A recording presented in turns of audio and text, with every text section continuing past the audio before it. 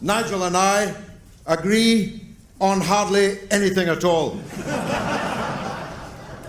But we do agree at least on one thing, and it happens to be the most important thing, not only now, but in the lifetime of everyone in this hall and everyone in this country.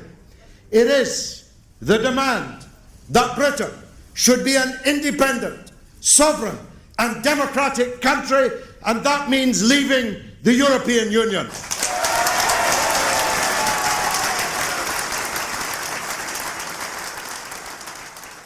Welcome to the Free Life Podcast. The date is the 21st of February 2016. That was George Galloway speaking at the Grassroots Out conference on the 19th of February. And he got a rapturous applause. Some people weren't so happy that he was there, and they shouted out anti-Semite or pro-Russian or whatever it was. But George Galloway turned up to speak at what was a largely UKIP type event, which is progress. What I want to see, to put it very quickly, is an alliance of anti-political class and anti-neoconservative people on the left and on the right.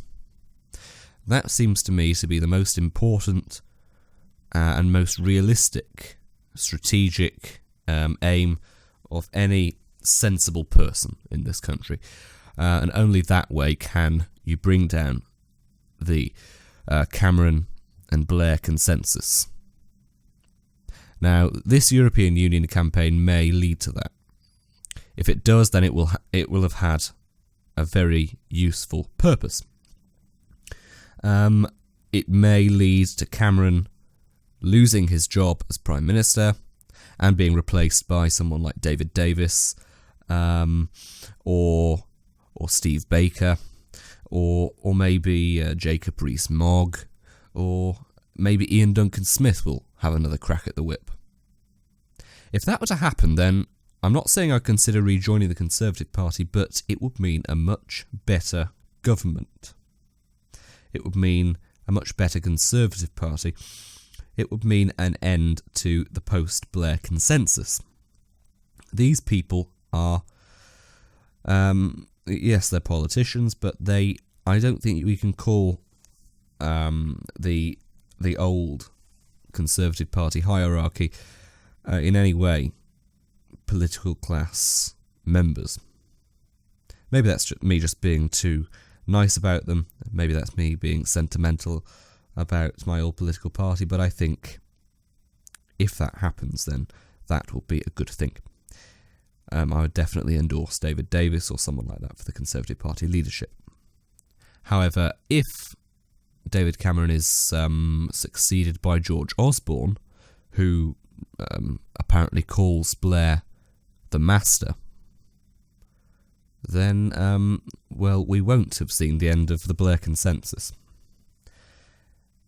We do need to look for a Jeremy Corbyn of the right, or a British Donald Trump, or, if we can't get someone like Jeremy Corbyn or Donald Trump in the Conservative Party, then more and more of us will have to support UKIP, which may not be a bad thing, but we should be under no illusions that UKIP will ever form a government. But what this referendum will do, I think, is it will end David Cameron's career. The Conservative Party will be close to committing fratricide, and it will do the Conservative Party some lasting damage. Or rather, not damage, but there will have to be a realignment. The neoconservative, neoliberal political class, people like George Osborne, if the referendum doesn't go their way, will probably have to leave the party or be sidelined. And if the referendum goes the right way, then it may lead to the Conservative Party being slowly taken back by Conservatives. That may be an optimistic look at the the outcomes of the referendum, but I don't know. But what I want to see is more cooperation between the anti-neoconservative, anti-political class left and right. That means a more frequent occurrence of people like George Galloway cooperating with people like Nigel Farage, and let's not forget, Grassroots Out also gets people like David Davis along to talk to them.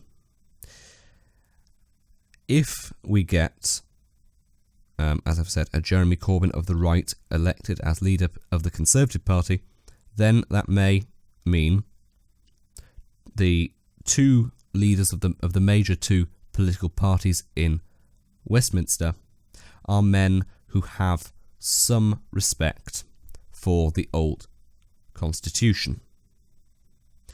Yes, Jeremy Corbyn is a socialist. Yes, he would like Britain to be a socialist state, but he has some similarities with Tony Benn. Jeremy Corbyn has respect for the old procedures and institutions of the British Constitution. He sometimes pulls David Cameron up in Prime Minister's questions or in statements to the House on David Cameron's non-observance of these conventions and so on and so forth.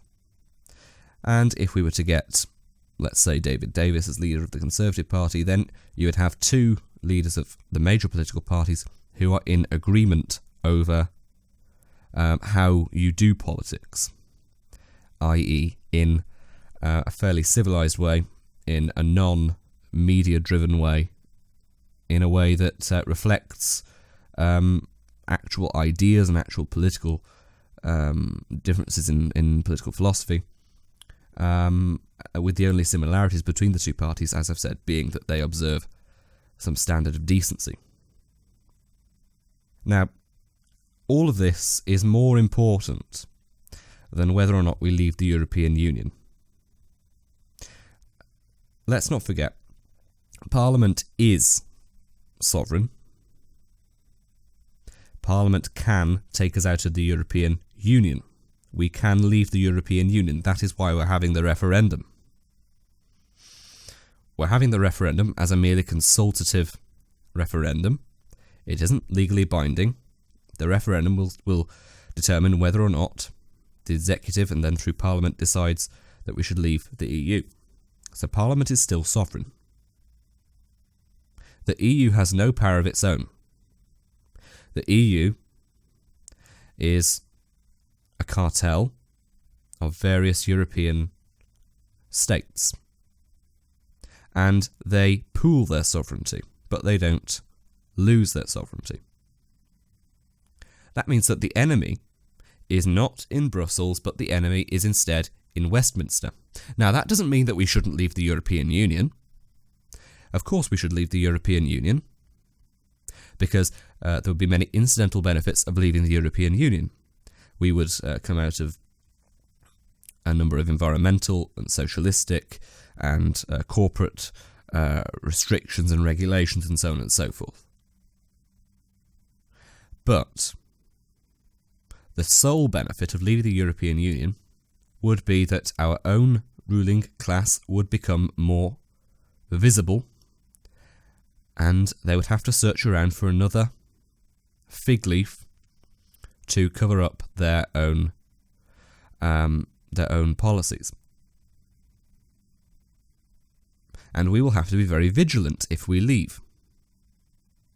We cannot just glibly, complacently assume that if we leave the European Union, people like Nigel Farage will be elected to Parliament and form a government. If we leave the EU, David Cameron's government will still be the government, and in many respects, they will have even more power, because the EU constrains Parliament in a number of ways. Now, that's all very well. It's all very well saying that leaving the EU is a good thing if you think that the UK Supreme Court and the Westminster Parliament and all of our other institutions are run by fundamentally good people. But that is not the case at the moment. So while leaving the EU is a good thing, it will not be a perfect thing in the short run. We need to make sure that we do not rest on our laurels and assume that all of our problems will be solved by leaving. It is an enabling device. What the European Union does is to free our ruling class from the inconvenience of holding itself accountable before the normal constitutional authorities in this country. If the Europeans decide on something which the British state does not like, either it doesn't happen because the British state is a very important part of the European Union, or, or it will not be properly implemented in this country. It's as simple as that. And that, I think, is the whole case against the European Union. It may have various functionaries in the European Union, may have various superstate ambitions. It may want to have a European army. It may have a European anthem. It may have a European central bank. But the European Union, properly speaking, is a fig leaf. It is a fig leaf behind which the ruling classes in the various member states exercise unaccountable power over their people. And the moment it becomes seriously inconvenient for the ruling classes to use that particular fig leaf, they will simply find another one. However, what is clear is that they haven't yet found another legitimising ideology, as it's clear from not only David Cameron's quite desperate plea to the electorate that you should vote to stay in the European Union, but also Jeremy Corbyn's volte-face. Jeremy Corbyn used to be against the European Union, but he is now in favour of it. Tim Farron, leader of the Lib Dems, is very probably in favour of it. Well, of course he's going to be in favour of it. The Greens probably are. And so it's only people outside of the political class, outside of the establishment, who want to leave the European Union, which suggests that the political class haven't yet found a legitimising ideology to replace the European Union, and so it will expose them to more clear criticism once we leave, if we leave. However, David Cameron, wanting to stay in the European Union, will use every weapon possible to stay in. We've seen how effective he is at winning a general election with virtually no policies at all, or with policies he has no intention of delivering on and which no one expects him to deliver on. And we also saw in 2011 with the AV referendum just how sly he can be, and how the first past the post side of the referendum, which he was heavily involved with, how nasty they were to Nick Clegg's side in the referendum. And so make no mistake, and also the Scottish referendum, so make no mistake, he will use every trick in the book. And here is Nigel Farage talking to George Galloway about the 3 reasons why David Cameron has taken the decision to call the referendum so early for the 23rd of June when he could have held it in 2017. Why wouldn't they want a long, discursive campaign and a vote sometime perhaps in October? 3 very simple reasons. One is the migrant crisis will not get better over the course of this summer, and we're already seeing, after Angela Merkel's somewhat irresponsible decision to unconditionally open the doors, great tensions in many northern European countries. So the migrant crisis won't get better, so have the referendum before the summer. The second point is that you'll have noticed the stock markets taking a big downward dive over the course of the last couple of weeks. Why? We're back to 2008 in one way. worries about the banks, worries about their liquidity, and of course that knocks on to the Eurozone. It is only a matter of time before Greece, fails. Defaults, Yeah, bounce it. I mean, what they've done to Greece makes it virtually impossible for that economy to pay back the money. So fears that the Eurozone crisis could come back, or perhaps even worse. And the third reason is he doesn't want those of us who are going to campaign to leave to have time to organise, mobilise and get out there and campaign in the country. So for all of those reasons, it will be, I'm absolutely certain of it, in June. And to finish, an excerpt from a speech given in 1976 by Enoch Powell. If some matter arises where the actions of a community involve his interests and wishes, where will he go?